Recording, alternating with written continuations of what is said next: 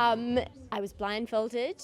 It was like a sensory delight. Crazy, fun, tasty experience. It just felt like nothing that I've ever experienced before, and it was just like mind-blowing, and it really moved me. Music, you had movement, you had smells, touch.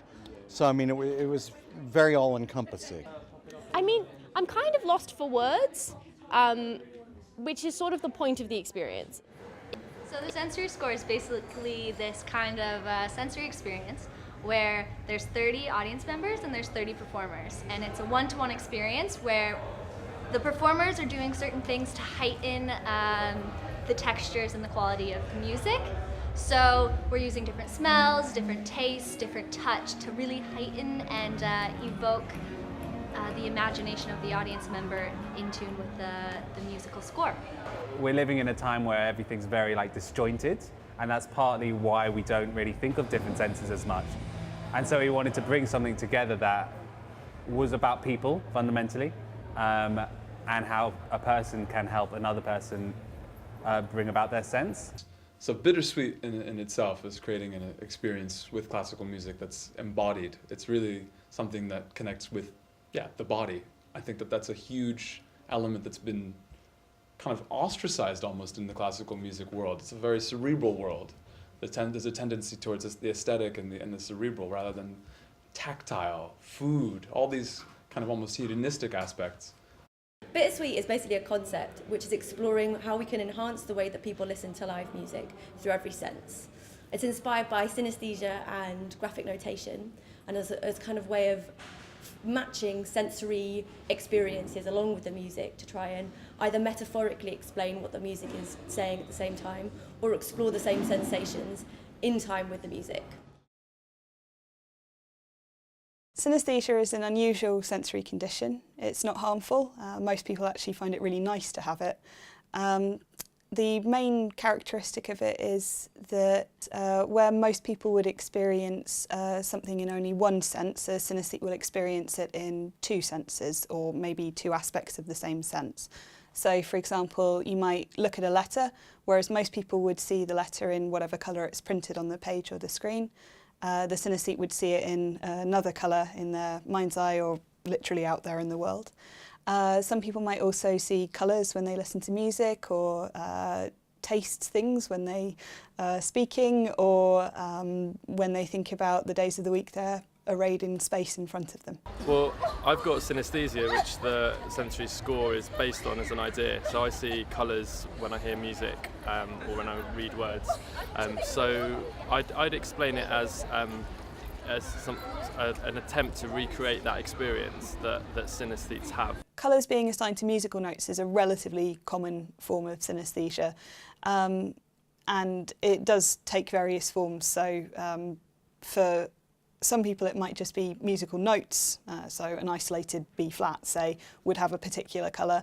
For other people it will be particular instruments have particular colours, and for other people still it will be particular keys or particular chords might have particular colours. So it can be very varied in terms of how people think about it. It's not only colour that people might associate with music, it might also be textures or positions in space. So there's lots and lots of different ways that it can appear to people. Synesthesia is the inspiration for Steph's projects, but actually what's going on is something we would probably call cross-modal correspondences. So these are different from synesthesia in that people are not conscious of cross-modal correspondences until perhaps you ask about them, whereas a synesthete would automatically have these experiences and be aware of them. Synesthesia is very idiosyncratic, so for one person a flat might be yellow, for another person it might be purple, for another person it might be grey. Cross-modality, though, or cross-modal correspondences, are more general, perhaps. So, for example, a high-pitched note would be lighter than a lower-pitched note, but people wouldn't be quite so precise about what colour it should be. In September last year, we were approached by Nesta to do an original commission with a current living composer, and I immediately knew that the person I'd want to work with is Auclair. We'd agreed that we wanted it to be partly real instruments, partly electronica, which is definitely the kind of music that I make as as a musician and a songwriter anyway. And I'd never worked with strings before, and strings are so expressive, and there's like so much you can explore within that. I used them as my rocket launch and explored their personalities, the instruments, it's cello, violin and viola, and from there everything else sprang. I went away, created these pieces, sent them over to Steph. She came back with an incredible kind of sensory response to all of them, telling me, you know, this first movement makes me think of bubbles and light, and I can't remember what, ladders or something. I can't remember. It was all kinds of responses. So from that fed into my process for me to really kind of expand the world of each movement. I sent it to the movement people. They devised this whole sensory world and range of amazing stimuli for the audience. And then we all got into a room together, and that was the first time I saw how the dancers were going to respond to it and how the string players were going to express what I'd written. Tanya and I spent a lot of time sharing ideas about things that musically and sound-wise inspired us. And that's where the initial idea for the score that we have at the moment kind of developed from. Once we'd had the music in a kind of more concrete form, we had that kind of finished as a first draft in February of 2015. And at that point, it gets handed back to me, and I immediately like brainstorm all of the ideas that kind of come into my mind about like sensory placement and what it kind of makes you think of, and kind of analyse all of the music to find out what's really going on in the score. And then I get into the room with the three choreographers, Ashraf Edgebear, Anna Pierce and Ailey Muir, and then we literally spend the next few days playing around with sensations and touch and moving, and see what kind of resonates with all four of us about the right sensation to evoke that part of the music. A lot of the sort of cross-modality of our senses, that kind of comes out a lot in the very beginning stage when we're listening to the music. Because if we hear a certain thing, we might be like, oh, it's got a very sort of earthy feel to that. And it's usually those characteristics that we pull out that we then take to the chef, for example, and ask him to create something that might be a bit earthier with a bit of a sort of brightness to it. So Steph would get in touch with me. She'll give me a really random brief. Sometimes it will say, can you create the taste of silence? Can you give me an uncertain taste? Can you give me something that represents blue, but without physically colouring it blue? And you know, she'll set you a load of little challenges. People don't know what they're going to eat. They're blindfolded, they can't see it. So normally you eat with your eyes, you don't have that luxury. So everything's on the palate at the same time as it's got to link with the music. So it's not a starter or a main or a dessert, they are tastes. It's a challenging taste that has to match the music. So we'll then go through again and again and again, trying it out, testing it on 3-4 people, and just playing with the ingredients. I was already working with Professor Charles Spence at the Cross-Modal Lab before I met Steph. So I've been looking into the whole cross-modality of well, particularly smell and taste. The thing about scent and perception is that scent actually has to travel. The signal travels a very, very short distance from the olfactory bulb straight into the brain. It goes straight into the more emotional parts of the brain, the ones which develop before speech.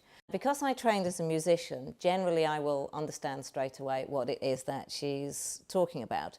So she'll send me some files of some music, I listen to the music, and then we have an odd discussion about how the music makes us feel and the kind of fragrance we think will go with it. Like, that one's really drippy, isn't it? Shall we have rain? Or that one's is really bouncy, that one's like soft, fluffy, marshmallowy sort of a sound. So shall we make it smell sweet? So once we got our kind of team together of all these sensory professionals, thought it would be a really good moment to introduce Claire from UEL into the mix to start the evaluation process. So one of the things Steph asked me to do was to come up with some way of seeing what people were getting out of the performance. So she and I designed a questionnaire together in which we asked people about what were their experiences about the performance, what did they like, what did they dislike. And in the first question, we pretty much just asked people, describe what's just happened.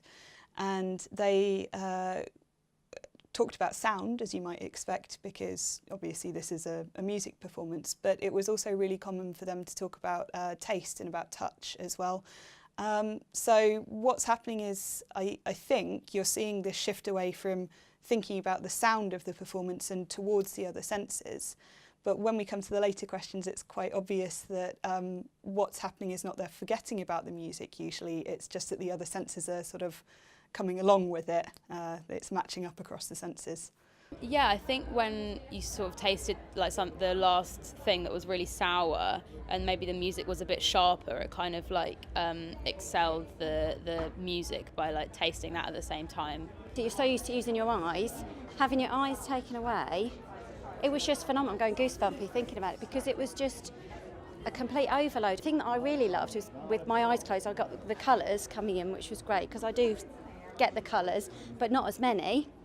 So I've had more colours and more shapes today. I normally get the same kind of shapes. Yes, there were loads of moments where we were touched in kind of really affectionate but not intimate ways, or so it's funny, I supplement my income part-time as a masseuse, so I feel like I know about the power of touch. But then when my taste buds were stimulated and I was hearing something and I'm smelling something, suddenly it took me by surprise, and it was like experiencing things that were familiar but all anew because they were sort of coloured by all of this other information. In the first question, there were a relatively large minority of the participants who reported not particular sensory experiences, but rather a more general feeling about the performance. And a lot of these were to do with emotion. So it would be things like they felt they'd formed a bond with their performer, that they'd been on a journey, that they'd been given a gift. And there were lots of positive emotional words coming up. So joy, excitement, trust, this kind of thing. So obviously,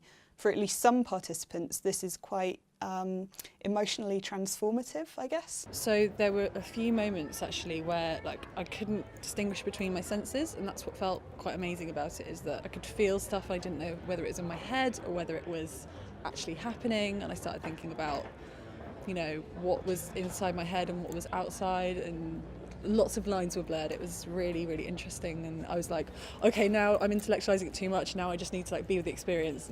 But I really felt like I was, because I felt really emotionally moved by it, so yeah. The wafting, when it was quite vigorous, made me feel as if I was floating a bit. But even the slightest touch from even the back, one single touch in the back of the neck, just was giving shivers. A lot of it, it was felt like I was just floating. So I remember sensations I particularly liked. I wasn't necessarily syncing them in my mind to the music. I really liked the kind of the hug where there was a wrap, you were getting wrapped, and then somebody played with your hair, and it was just a kind of a wonderful feeling. There was 2 occasions that I nearly dropped off to sleep. Right, okay, and that wasn't tiredness, that was just relaxation, and then the senses then brought me back. So, for me at least, the most important things that I found in the data were quite often relating to, well, the emotions, as I've already talked about, but also people talking about physical contact with the performers. And it seems, again, for a lot of people, a very comforting thing, that they feel, though they're wearing a blindfold for the majority of the performance, they're not alone, they're enjoying something together with another person. So I think, yeah, there's this sense of forming a bond with the performer. The first thing that we wanted to do was explore different ways of awakening different senses in the music, and the intimacy part kind of arose out of that. That person to person was the best way in order to do that, and it just so happened that creates a very intimate experience with another person. The tears started to fall within about 3 or 4 minutes. I could feel them underneath my eye mask, and I couldn't even begin to think why I was tearful. But then the hug, and then the joy of dancing with somebody but being unable to see their face, knowing whether it was a man or a woman, and to allow somebody to touch you that you can't see is, because I find in life now people don't like human touch, and I'm a very touchy person and people become fearful of it, but to allow yourself to sit in a space where somebody to touch you and you can't see them was just wonderful. And if it breaks down barriers for other people, then I think that's fabulous. I didn't expect to end up in tears, but tears of absolute just joy. When to have your senses removed from you and to give control over to somebody else, and then just to leave feeling completely enlightened, but just tearful. I couldn't even begin to describe it. I've had a few people cry during the performance, and it's a really special thing when you have an audience member that's extremely touched. And how I kind of have seen it develop is that throughout the piece, there's just this breath that starts to come into them that's they're letting go of something. And you can kind of see that they might come in with a lot of tension, and it's the people who really let that tension and they just go with whatever tactile stimulus I give them. They start to really breathe and smell, and they start to, you feel them almost like drifting in a way. There's a sense of really engaging, and then towards the end in the last movement, I get to see a few people that start to kind of have that little shake, like that pre-cry shake, and it always comes with a smile. I've never had anyone break down in that way, but it's just this like relief and this joy of just like they let go, they let someone else have control of them, and they've really released something that they've been holding for a long time. So 2 other themes that tend to come up in people's responses are the idea of going on a journey and the idea of not being in control of what is happening. So the journeys, sometimes it's sort of phrased in the context of visualization. So people are saying things like, I felt like I was in a dark Scandinavian forest. I felt like I was going across the veldt with an injured friend, like these quite complex sort of visualizations about what's happening. But sometimes it's more sort of, it seems to be maybe an emotional journey, so like their feelings have changed towards the end of the performance. So there's people talking about the sense of elation in the room afterwards.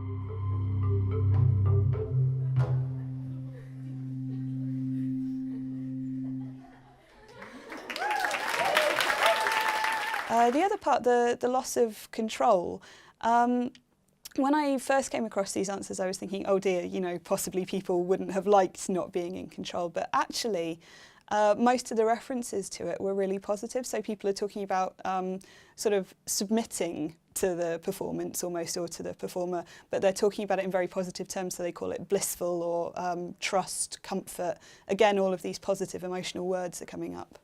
Someone walked towards me, I can't even remember what happened, but someone walked towards me just with the biggest smile on their face, and it was a smile that kind of just said, like, you're in safe hands. And from that moment, I was ready for anything to happen. There's a moment when I thought I was going to fall off my chair, but I didn't care if I did. I was having a great time. I think if you are open to coming to something like this, then you are hopefully open to the experience in its full sense. And if you're not, you can imagine it will be a very uncomfortable experience because you don't really know what to expect. But I think if you can let yourself go for 30 minutes and just enjoy what is happening to you, knowing that someone's keeping you safe but having fun and giving you a chance at something different, it's great. I wouldn't say it's a concert per se, because I think that makes people automatically think it's something they just go and receive. And I think as an audience member, it's very much about you being a big part of it and quite central to it. So yeah, I think it's an experience. Judging from people's reactions, it's definitely an experience and an opportunity for people to open up. I think it's great. I mean, it kind of adds to the sort of collaborative nature of what you're doing, that you're not just this sort of one-dimensional relationship between performer and audience. You know, this sense score really breaks that down and plays with it. It always should be about the audience, but with this one, it's more so about the audience because it's what they're feeling. Rather than in a lot of the classical music that we do, a lot of the time they're coming to see this ensemble or whatever. And this time round, it's really about what the audience is getting from it. Yeah, and you really feed off everything else that's happening during the performance. So the dancers, like not only the dancers, but actually the audience's reaction, because we can see the audience and we can see the expression on their faces as they're experiencing everything. And that really feeds into what we do when we're playing the music. I think it's a breath of fresh air for classical music, because that's what we all want, to really get audiences in and interested again. When we did it in FutureFest, I think it was like the second time we were doing it. This lady, she just like, we finished the play, the piece, and then she just took her jacket and turned it around, looked at me, and then just left. You know, she didn't say anything. I was like, all right, you know, and you sort of feel bad, but then you realize that not everybody enjoys being touched, not everybody's used to it. Some people really like it and some people just, it's not their thing. But yeah, we appreciate all reactions. Yeah, have to get used to that. I personally do like to be touched and stroked and all the rest of it, but I guess not in an environment such as this. I wasn't relaxed. I didn't really feel comfortable. And that's all I can say. But it wasn't horrible, and it just wasn't as pleasurable as perhaps for the other 19 people who ever were here. Yeah, I mean, because I'm not a tactile person, I think I had to kind of allow myself, like, consciously to be in the experience, and I felt myself crying quite early on in the experience, and I was kind of like, oh, okay, maybe I should hold it in, and I definitely felt myself feeling that, and then I was like, I'm just going to go with it, because it kept happening, and I was like, okay, well, I'm just going to let it go. So, yeah, so I think there was something definitely influencing me, like what I should do and stuff like that. Yeah, I think it makes me more welcoming, or more open, and trusting, or at least to trust instantly, or more quicker than another situation. You know, being taken back on your chair is, you know, it's completely unexpected, and you put your trust into these guys, and you really have to, like, I think the more you put your trust into them, I think you get more out of it, because towards the end I was really like going for it, having a bit of a jig at the end.